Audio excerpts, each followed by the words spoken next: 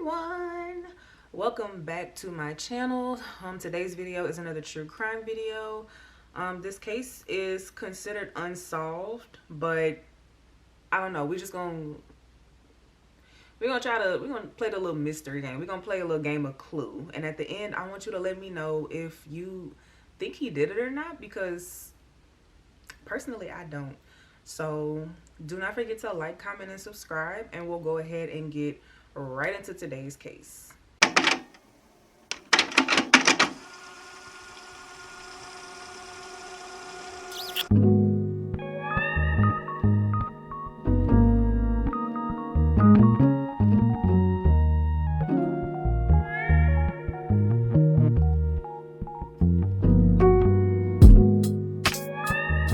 Hello, beautiful people. This case is a little bit different. It's not as bad as last week's case because, girl, that case was a lot. It's controversial because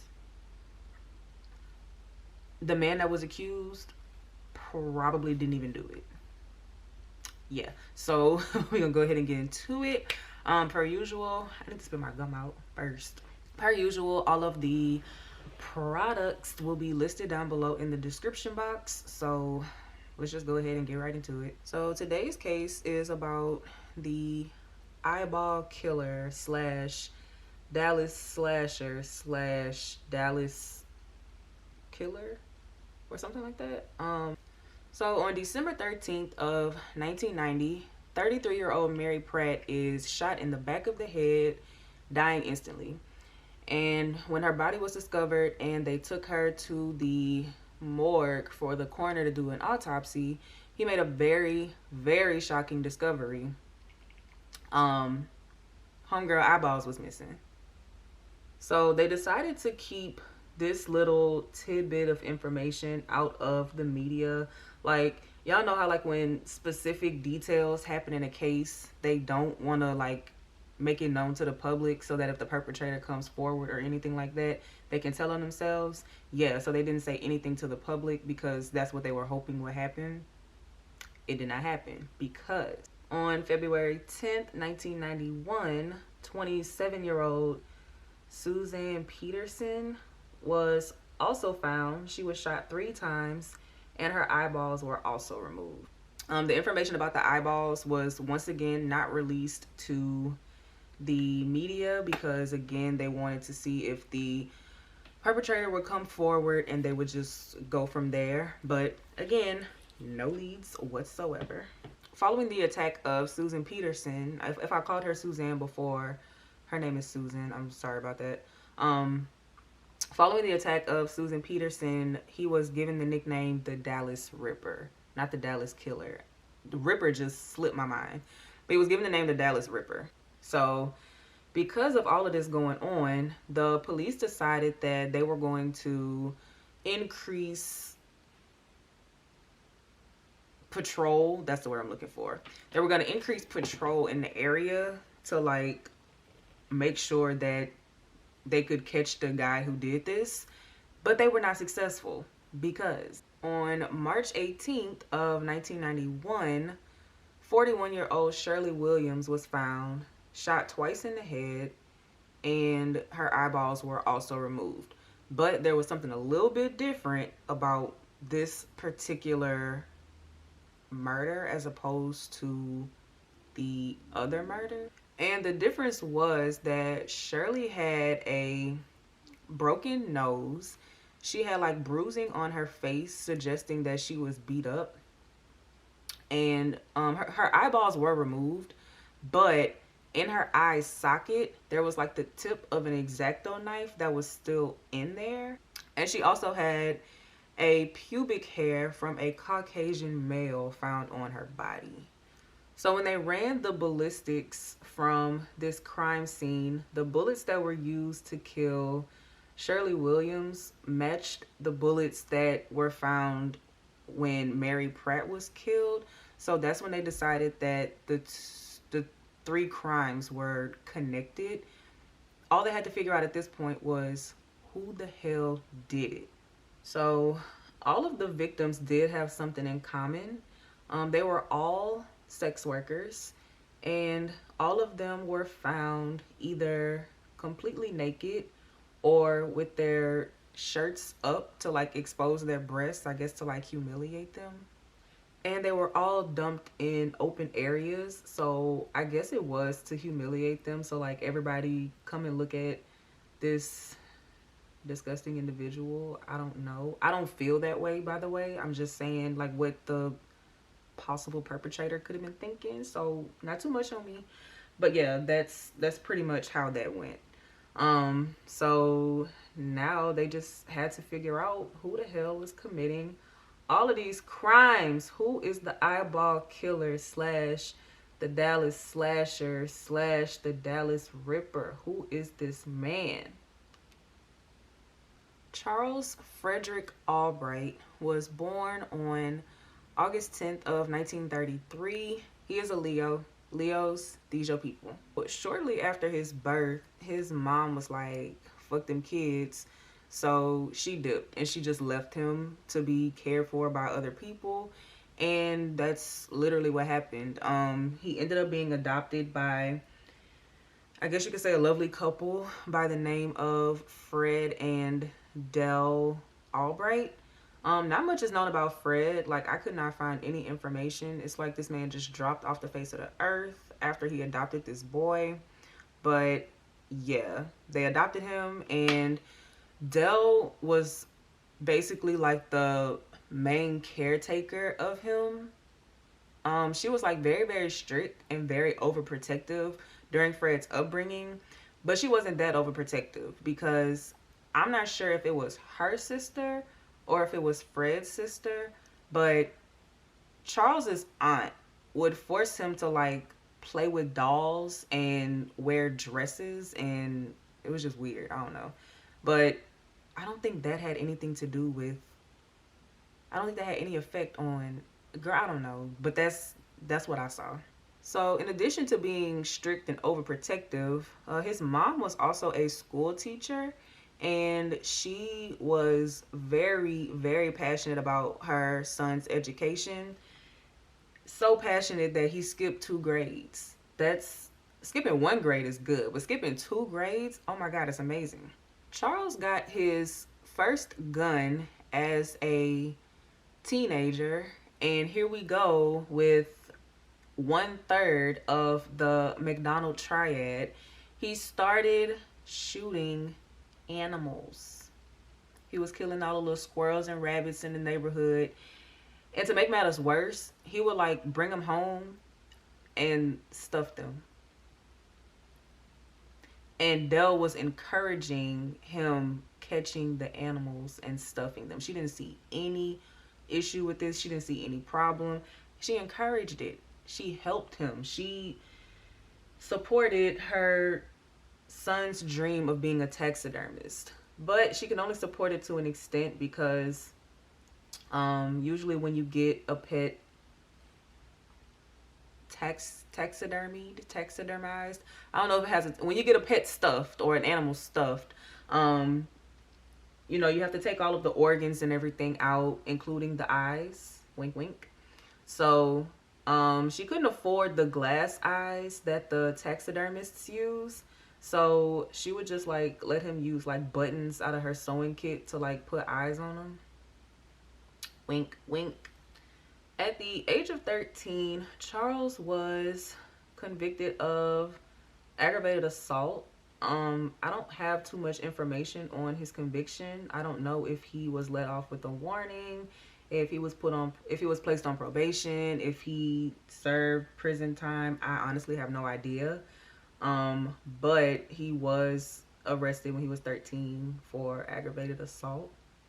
At age 17, he was arrested for theft, for stealing handguns, and he also stole $380 cash. He did serve prison time for this. He spent 6 months in the slammer, and when he got out, he decided to continue his education. So he attended the Arkansas State Teachers College, and he was a model student. He really was.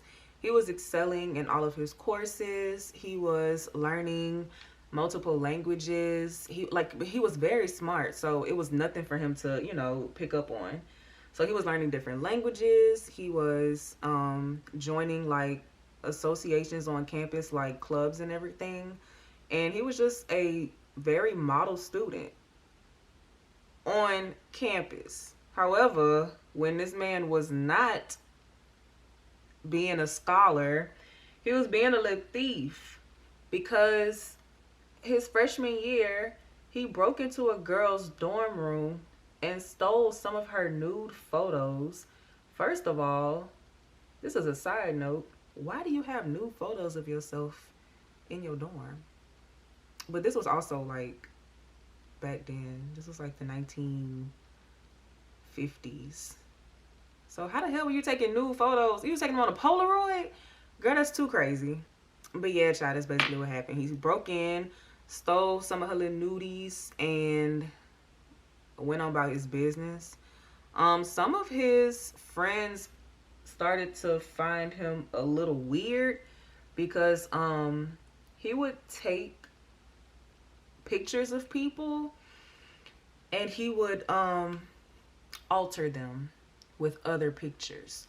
So like he would take one picture and he would cut the eyes out of that picture, and then he would like glue it to another picture. I guess they had ugly eyes. He wanted to have cute eyes. Like, girl, I don't know.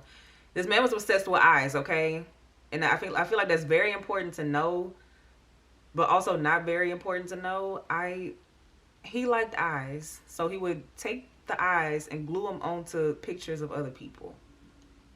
I'm not weird, so I can't tell you why he did it. I don't know. At age 19, he bribed a fellow classmate named Betty Nestor into giving him the keys to the entire school. The whole school. The whole school. Like, the entire college. Like, he had, like, custodian keys. He had keys to the entire school. I'm sorry, but girl, how do you give? I don't care how attractive you may be, how slick you may talk. I'm not finna give you the keys to no school. I wouldn't even give somebody the keys to my car. Like, but I mean, 2 years later they got married, so it was like right after Christmas they got married. So that's lovely, I guess. Now I know y'all remember just now when I said that Miss Betty Nestor gave her hubby the keys to the whole school. Well, Mr. Charles Albright got expelled from the school, and guess what he was doing? Yes, stealing, because he had the keys to the whole school. So he was stealing, and he got expelled. Now, because he got expelled, I don't know, like, if there was any type of investigation that, I don't know, but Betty never got into any type of trouble, at least not to my knowledge, behind Charles getting the keys, because she went on to graduate and she became a teacher. So after, Betty graduated and became a teacher and everything, they also had a daughter, but this domestic life did not slow Charles down whatsoever. He still just wanted to be a delinquent instead of a family man. In 1961, Charles was arrested for concealing stolen goods. I have no idea what that means, but he was arrested for it, and fortunately for him, no charges were brought against him. Like, I don't know if they didn't have enough evidence, or I don't know. No charges were brought against him. That's it, period. So he got away with that. In 1968, he forged documents from the Arkansas State Teachers College, and I guess he was pretty good, because he got a job.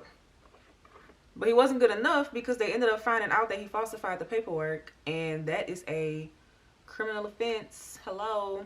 So he was put on probation, which is very shocking to me, because I was expecting him to go to prison. but he was put on probation nonetheless. In 1985, Betty and Charles decided to go ahead and end their marriage. They separated, even though their divorce wasn't final until 1987. Following this, he went on to continue his little criminal spree. He was arrested for theft, forgery again, and during this time, his foster mom, Dell, also passed away. And I'm not sure exactly in which order this happened, but Dell did pass away, and he also like met his birth mother, but the meeting with his birth mom did not go well, which I don't understand. I mean, I get it. Like, I'm kind of conflicted. Like, I get it. When you're adopted, you want to meet your birth parent to, you want answers. I get that. Like, but you were given up for a reason. In very rare cases, y'all can have like a good relationship and you won't end up like Stephen and Katie Platel. At other times, it can be like you're barging into their life. And I'm guessing that's how his mom felt. Like, she was like, I gave you up for a reason. I didn't ask you to come looking for me. Like, move. So I'm guessing that's what happened. And it just didn't go well because as a result, Charles was arrested again for molesting a child. I don't know how it got to that point, but he molested a child. Also in 1986, his foster dad, Fred also passed away. When his father passed, he left him with an inheritance of almost $100,000. And baby, $100,000 in the 1980s was a lot of money. Matter of fact, I'm about to tell you how much money it was in today's money. So I just Googled it. $100,000 in 1986 is worth about 20. Girl, I can't read. It's worth about $270,229.01. So that's about how much money he was working with in 1986. So after he got his inheritance, he ended up settling down with a woman named Dixie Austin. So I don't know what it was about Dixie that just made him, get back on the right path, I guess you could say. But he stayed out of trouble for a good while, and by a good while I mean he was not getting into any trouble anymore. His stealing days were over. Maybe Dixie had a good job and he had to steal no more, I don't know, but he was staying out of trouble. He was doing pretty good, and that was up until a woman tipped off the police. I'm sorry, let me adjust my mirror. That was until a woman tipped off the police, and she said that she spotted him with Mary Pratt not long before her body was discovered. And she, assumed that because he was one of the last people that was seen with her, obviously he's the one that did it. And she also mentioned the fact that he had an obsession with knives and eyes, and that was enough for the police, honestly, because remember at the beginning when I said that they didn't release to the public about the eye situation? So they took that as clue number one. Then I also mentioned that all three of the women that were murdered were sex workers. Well, a plethora of sex workers ended up coming forward as well, saying that he had assaulted them. I don't know if they meant physically or sexually. I'm not sure in what way he assaulted them. It just said that they were assaulted. I don't know. So after receiving all of this new information they had just came across, it was enough probable cause for them to get a search warrant for his home.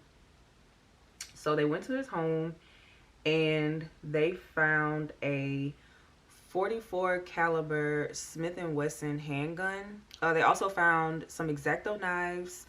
They found a book about serial killers, and they also found like some Nazi literature, whatever the hell Nazi literature is. I'm guessing it was Mein Kampf.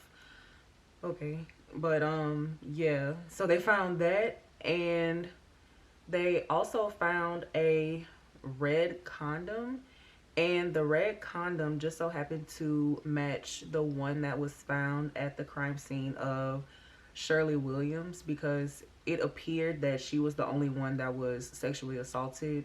So with all of this evidence, they tried to take him in, but baby Dixie wasn't having that. She was like, nope, not my husband, because I have receipts that show that on the days that I'm guessing their car was in like the shop, and she said that she had the garage receipts to prove that he was unable to commit those crimes, because at first she tried to say that, you know, he was at home during that time, and you know, police don't take alibis like that. Like, you need to have like some solid proof that you were not involved with any type of, that you are not involved at all.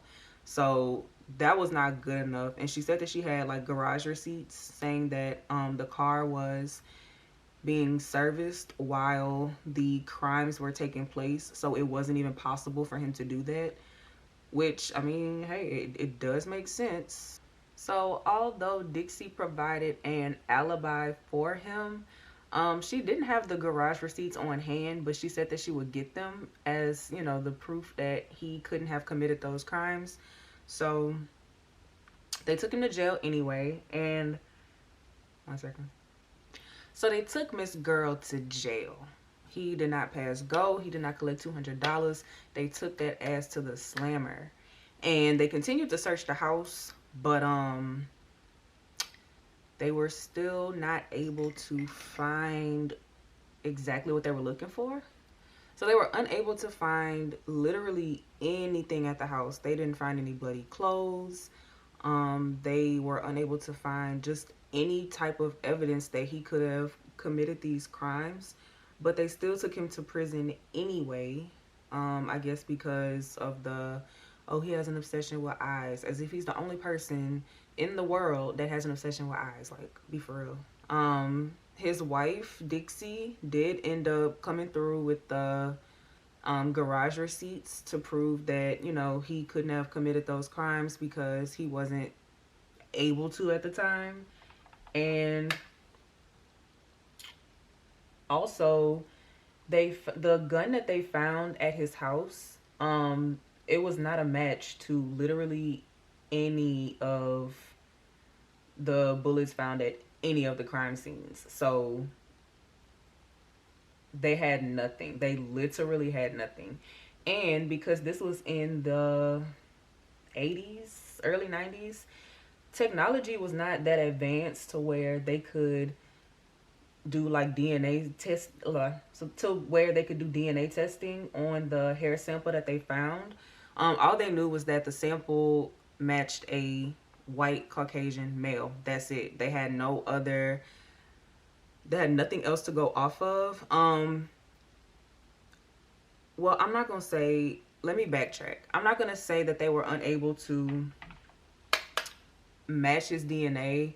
They were unable to match it as accurately as they should have. Like, it would come up to, like, if you get like just a regular, I'm assuming if you get like a regular DNA test, it can, or if you do a regular DNA test, it would just have you like, you and like your closest relatives or people that may be related to you or something like that. That's the type of test that it was. It wasn't like a test that would give you an exact match, because I mean, the technology just wasn't as advanced as it is today.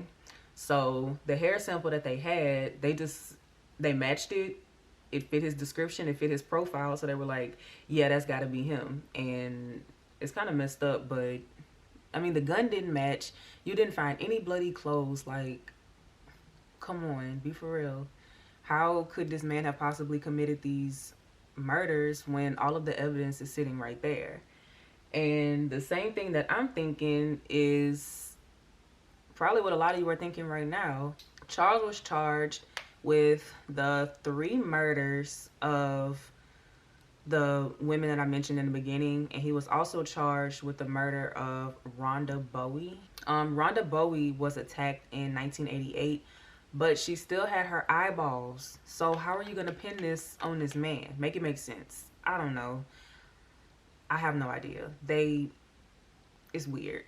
So the trial began December 2nd of 1991, and immediately the prosecution didn't have a pot to piss in and a window to throw it out of. They had absolutely nothing. They had nothing to go off of at all. The only thing that they had was them damn hair samples, and the jury decided that was enough evidence.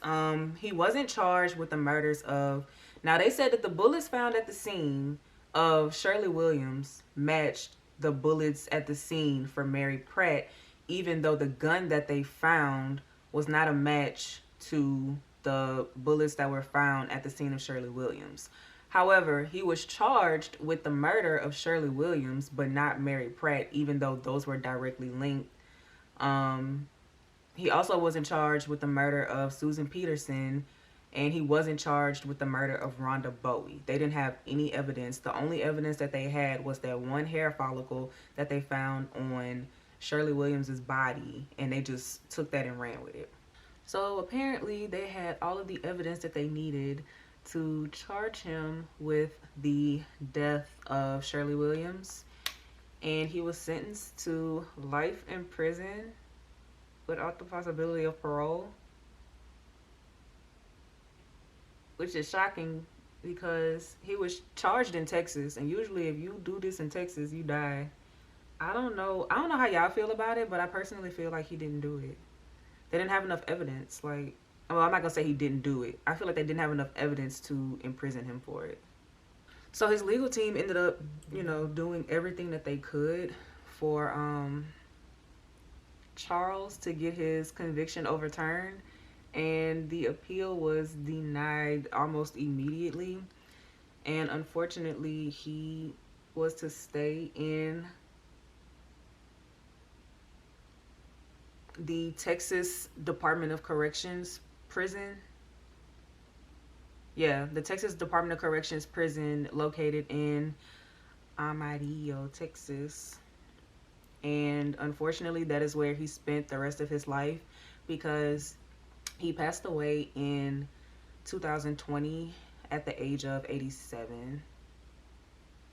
And unfortunately, that is the somewhat tragic story of Stephen Albright. I mean, the other stuff that he did, like the theft and the forgery and molesting a child, like obviously, like he should be